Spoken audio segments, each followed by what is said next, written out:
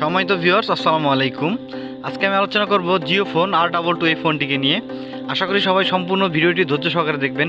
আর হ্যাঁ, আমাদের চ্যানেল নতুন হয়ে থাকলে অবশ্যই চ্যানেলটি সাবস্ক্রাইব করে রাখবেন নতুন নতুন আনকোন ফোনের রিভিউ পেতে। আর অলরেডি যারা সাবস্ক্রাইব করে রেখেছেন তাদেরকে জানাই অসংখ্য ধন্যবাদ। আপনারা জানেন যে জিও ফোনের T90 এবং T90i বাজারে লঞ্চ করেছিল। সেই ফোনগুলো 4G হওয়ার কারণে বাজারে কিন্তু ব্যাপক চাহিদা হয়েছিল। বর্তমানে কিন্তু সেই ফোনগুলো অ্যাভেলেবেল না, পাওয়া যাচ্ছে না। তবে কিছুদিন পরেই জিওর আরও আপডেট ফোন আসবে, সেগুলো অনেক ভালো হবে, 4G ফোন আসবে। আর আপনারা এই ফোনটি দেখতে পাচ্ছেন, এই ফোনটির পিছনটা কিন্তু পুরোটাই গ্লাস করা, যার কারণে কিন্তু ফোনটি অনেক দেখতে সুন্দর। আর এটার যদি ডিসপ্লের দিকটা একটু তাকান, আপনারা দেখবেন ডিসপ্লেটা হচ্ছে 2.4 ইঞ্চি ডিসপ্লে। মোটামুটিভাবে ফোনের সাথে ডিসপ্লেটা আমার মনে হয় যে একদম পারফেক্ট। আপনারা দেখতেছেন সাইডে কিন্তু টর্চের সুইচ, এই টর্চ কিন্তু অনেক আলো দেয়, আবার রাস্তাঘাট চলার জন্য অনেক ভালো হবে এই টর্চটা। তাছাড়া এই ফোনটি কিন্তু অনেক স্লিম, পিছনে পিন হবে, চার্জিং পিন। আর এই সাইডে দেখতে পাচ্ছেন এটা হচ্ছে সিম স্লট। আর এই ফোনটি কিন্তু পুরোটাই অ্যাটাচড হবে, এটার ব্যাটারি আসলে খুলতে পারবেন না। আর পিছন সাইডটা একদম গ্লাস, আমি যেমন বললাম। আর এই গ্লাস হওয়ার কারণে কিন্তু অনেক সুবিধা আছে এবং একটু অসুবিধাও আছে। যেমন গ্লাস হলে কিন্তু একটু পরে গেলে কিন্তু ফেটে যাওয়ার সম্ভাবনা থাকে, আর গ্লাস হলে কিন্তু পিছনটা দাগ হবে না, নষ্ট হবে না পিছন সাইডটা, এবং দেখতে কিন্তু অনেক সুন্দর লাগে।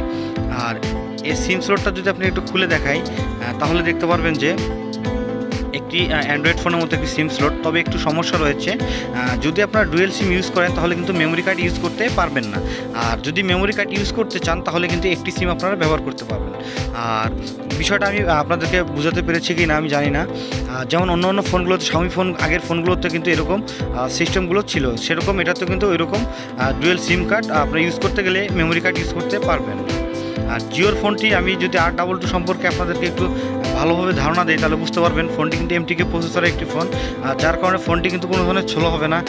আর ফোনটি 1000 mAh ব্যাটারি হওয়ার কারণে কিন্তু ফোনটিতে কিন্তু একটু চার্জ ব্যাকআপটা কম দিবে। আপনারা যারা ভালো চার্জিংয়ের জন্য ফোন চান তারা কিন্তু এই ফোনটিতে ভালো চার্জ পাবেন না, কারণ এটা যদি কথা বলেন আপনারা তার সেক্ষেত্রে 2 থেকে 3 দিনের বেশি কিন্তু চার্জ এটাতে যাবে না, গান শুনলে আরও কম হবে। আর এটা ফোন হচ্ছে পুরোটা হচ্ছে ফোনটা দেখতে অনেক সুন্দর, এবং যারা ভালো স্মার্টফোন যারা ইউজ করেন, পাশাপাশি একটু বাটন একটু ভালো সেট ইউজ করতে চান তাদের জন্য এই ফোনটি। এটার আপনার ফোন বুকে আপনার মানে ফোনে কিন্তু এটাতে 100টি SMS থাকবে। আর যদি ফোন বুকে যদি আপনার একটু চলে যাই তাহলে দেখবেন যে 1000 নাম্বার কিন্তু এই ফোনটিতে আপনার ফোন বুকে সেভ করতে পারবেন।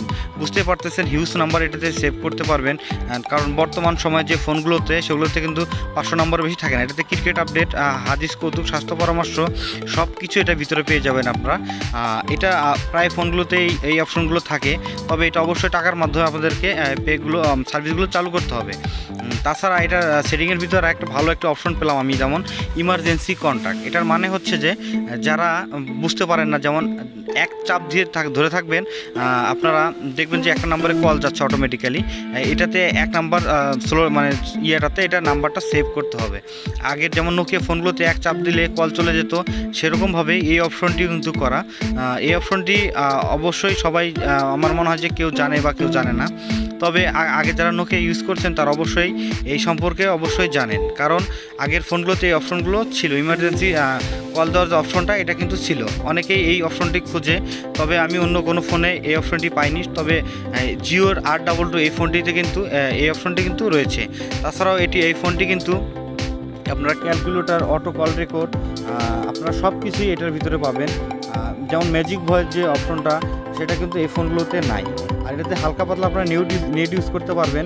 আর একটি গেমস রয়েছে সাপ খেলা, সাপ খেলাটা কিন্তু আমার মনে হয় অনেকেরই প্রিয়, তবে এই সাপ খেলাটা আমার কাছে অতটা ভালো লাগেনি, কারণ নোকিয়ার মতো এটাতে ফিল পাওয়া যায় না, মজা পাওয়া যায় না। যাই হোক, আর আমি যে কথা বলতে চাচ্ছিলাম আপনাদেরকে, এই ফোনটি কিন্তু 4G না, বা এটা কিন্তু আপনার শুধু কথা বলার জন্য ফোন। এটাতে জাভাও নাই, অপরা মিনিও নাই।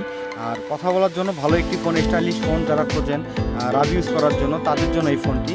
আসলে এই ফোনটি কিন্তু অনেক ফাস্ট একটি ফোন, কারণ MTK প্রসেসরের ফোনগুলো অনেক ফাস্ট হয়। আর এই ফোনটির লুকটা যদি আপনারা দেখেন, আমার কাছে হুবহু নোকিয়া 6100 যে মডেলটা সে মডেলটার মতো লাগে।